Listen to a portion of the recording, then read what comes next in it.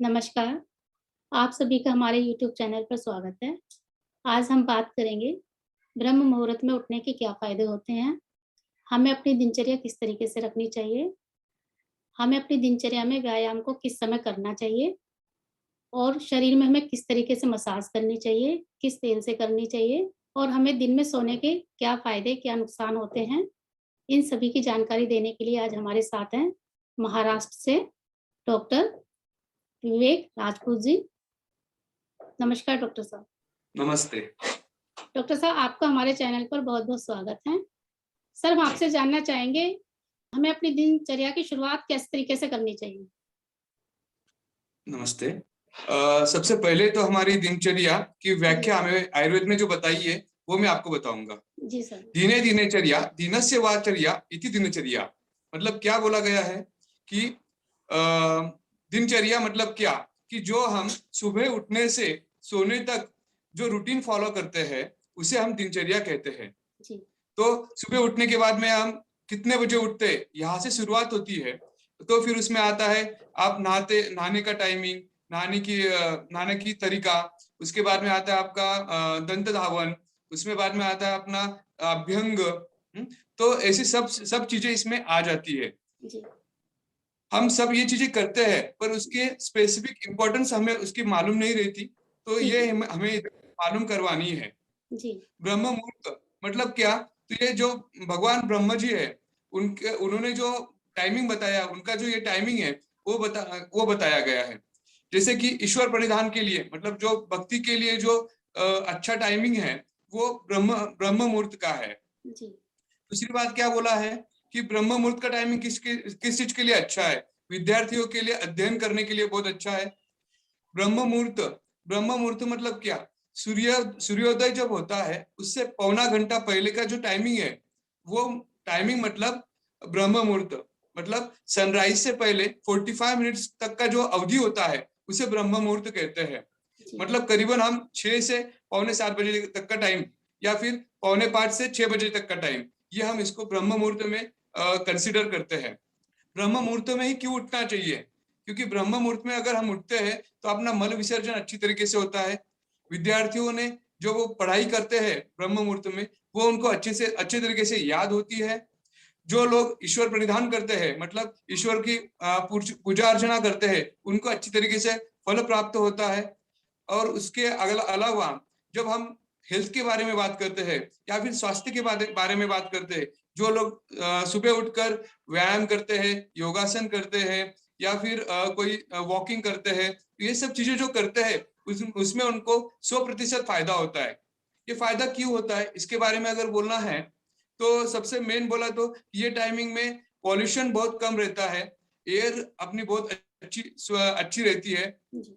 आजू बाजू का जो वायु का है, वायु प्रदूषण नहीं होता है, नॉइज पोल्यूशन नहीं होता है। इसके वजह से हमें इस चीज का जो फायदा होता है, हेल्थ के लिए, हमारे अध्ययन के लिए और हमारे स्वास्थ्य के लिए, इस सब चारों तरफ में काम आता है। डॉक्टर साहब, हम जानना चाहेंगे कि हमें अपनी दिनचर्या में व्यायाम का कितना महत्व है? हमें व्यायाम किस समय करना चाहिए? व्यायाम के बारे में जब बात करते हैं, तो व्यायाम हमें सबसे पहले बोला है कि व्यायाम हमें अर्ध शक्ति करना चाहिए। मतलब बहुत सारे लोग क्या करते हैं, जिम जाकर बहुत ज्यादा वेट उठाना, बहुत जी। ज्यादा कसरत करना, या फिर अपनी जो ताकत है उससे ज्यादा ताकत लगाकर व्यायाम करना।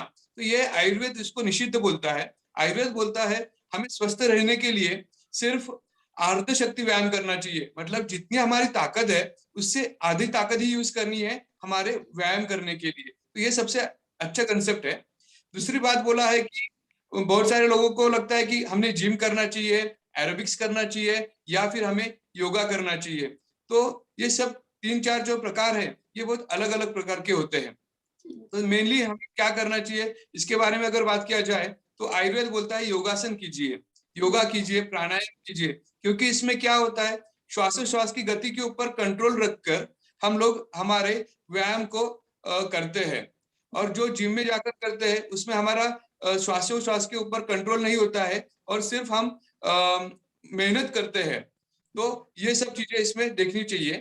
तो योगासन ये सबसे इम्पोर्टेंट चीज है। और दूसरी बात बोला तो हमने व्यायाम अर्धशक्ति ही करना चाहिए। कि दिन में सोना सही रहता है या गलत होता है? इसके बारे में हम आपसे जानकारी चाहेंगे। दिन में सोना, इसके बारे में अगर हम बात करते हैं तो हम दिन में सोना, ये चीज दीवा स्वाप बोल के कंसेप्ट आती है, दीवा स्वाप। तो दीवा स्वाप जो है, जो हम लोगों के लिए जो स्वस्थ व्यक्ति है उन्होंने नहीं करना चाहिए। दीवा स्वाप करने से हमारे शरीर में कफों की वृद्धि हो जाती है और कफ प्रधान जो बीमारियां है वैसी शुरू हो जाती है, जैसे कि डायबिटीज, तो बीपी की तकलीफ वगैरह ये शुरू हो जाती है। तो इसलिए हमने दिन में सोना टालना चाहिए। जो गर्भवती महिलाएं होती है या फिर जो वृद्ध लोग रहते हैं, उन्होंने थोड़ा बहुत वाम कक्षी लिया, मतलब 45 मिनट्स तक अगर उन्होंने थोड़ा सा चेयर पर बैठे बैठे ही लेट गए तो वो चलेगा, बट एकदम से गहरी नींद में नहीं सोना चाहिए। ये सबसे इम्पोर्टेंट बात है। हम मतलब कह सकते हैं डॉक्टर साहब, अगर हमें थोड़ा सा टाइम मिले तो आराम करना चाहिए, लेकिन कहते हैं ना कि कुछ घंटे के लिए, जैसे दोपहर में लोगों ने अपना आदत बनाई होती है कि 2 से 4 तक सोना ही है, तो वो नहीं सोना चाहिए। हाँ बिल्कुल, ये दिन में सोने की आदत जो है ये बहुत ही खराब है आयुर्वेद के हिसाब से। आयुर्वेद बोलता है दिन में सोना ही नहीं चाहिए। और इसमें अभी कंसिडरेशन जो बोला है मैंने कि प्रेगनेंसी के वक्त चल जाता है, वृद्धावस्था में दिन में सोना थोड़ा बहुत चल जाएगा और बीमार व्यक्ति को थोड़ा बहुत चलेगा, बट बाकी लोगों ने तो नहीं सोना चाहिए। जो नॉर्मल है, स्वस्थ व्यक्ति हैं, उनको सोना मतलब दिन में ठीक नहीं रहता है।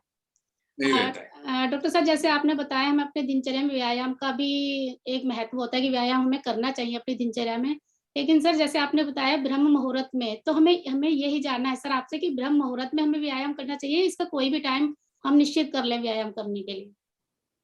अभी हमारे पास बहुत सारे लोग आते हैं और बोलते हैं कि हम तो बहुत खेत में बहुत काम करते हैं, दिन भर काम करते हैं, या फिर हम बहुत हार्ड मेहनत करते हैं, बहुत ज्यादा काम करते हैं, तो यही तो व्यायाम हो गया। तो हम इसको व्यायाम नहीं बोल सकते। व्यायाम मतलब क्या है कि हम हमारे शरीर के ऊपर ध्यान देकर, मतलब हमारा मन भी उसके अंदर लगा रहना चाहिए। जब हम चल रहे हैं तो हम चलते वक्त जो हमारा ध्यान रहता है, हमारा मन रहता है, उसका भी पूरा जो ये रहता है वो हमारे अंदर लगना चाहिए, तभी उसका फायदा होगा। और व्यायाम करने का टाइमिंग जो बोला है वो सुबह का बहुत अच्छा बोला है। वैसे हम शाम के भी टाइम पे भी कर सकते हैं, बट मेन टाइमिंग जो है वो सुबह के लिए ही बोला है। डॉक्टर साहब, आपसे एक बार ये भी जानना चाहेंगे, जैसे लोग कहते हैं एक जैसे कहते हैं कि दांत साफ करना की मॉर्निंग में, बहुत से लोगों को मैंने देखा है अक्सर कि दोपहर में भी खाना खाया और उन्होंने अपने दांत साफ करना शुरू किया है। रात में भी लोग करते हैं, तो सर वो कौन सा तरीका सही है उनका? क्या रात में कोलगेट करके सोना चाहिए या अपने दांत की सफाई करनी चाहिए? किस तरीके से हम अपने इस तरीके का ध्यान रखें? दंत धावन आयुर्वेद में बोला है कि सुबह करना चाहिए। और हम रात में सोते वक्त भी एक बार कर सकते हैं। और बीच में अगर हम खाना वगैरह खाने के बाद में कुल्ला कर लेना चाहिए, मतलब हमने उसको हम कवल और गंडुश के इसमें बात करते हैं, तो कवल धारण करना चाहिए, मतलब मुंह में पानी रखकर थोड़ा सा घुमा के मुंह के अंदर उसे बाहर स्पिट आउट करना चाहिए। इसे हम कवल बोलते हैं और गंडुश बोलते हैं। ये चीजें हमें करना चाहिए। जी सर, एक बात हम और आपसे जानना चाहेंगे कि हमें अपनी दिनचर्या में जो शरीर की मालिश होती है उसका कितना महत्व होता है? किस तरीके से हमें अपने शरीर की मसाज करनी चाहिए? अभी आयुर्वेद में श्लोक आया है, अभ्यंगम आचरेत नित्यम स जराश्रम वातः, मतलब अभ्यंग, अगर हम हमारे शरीर को तेल से मालिश करते हैं तो क्या हमें फायदे होते? तो स जराश्रम वातः, जरा मतलब क्या, तो थकावट सी कम हो जाती है, वात कम हो जाता है, और जो श्रम है, मतलब हम बहुत काम करते हैं, जो हम 24 मतलब 12 आवर्स काम करते हैं, आजकल तो लोग बहुत ज्यादा वर्क करते हैं, नाइट में भी वर्क करते हैं, तो ये जो वात, इन सब चीजों से वात बढ़ जाता है, ये वात की वृद्धि कम करने में सबसे बेस्ट काम करता है अभ्यंग। और अभ्यंग करने के लिए हम तेल यूज करते हैं, बहुत सारे आजकल बहुत सारा ये आया है कि कोई लोशन वगैरह यूज करके ये करना चाहिए, स्पा में वगैरह जो होता है, तो ये थोड़ा गलत है।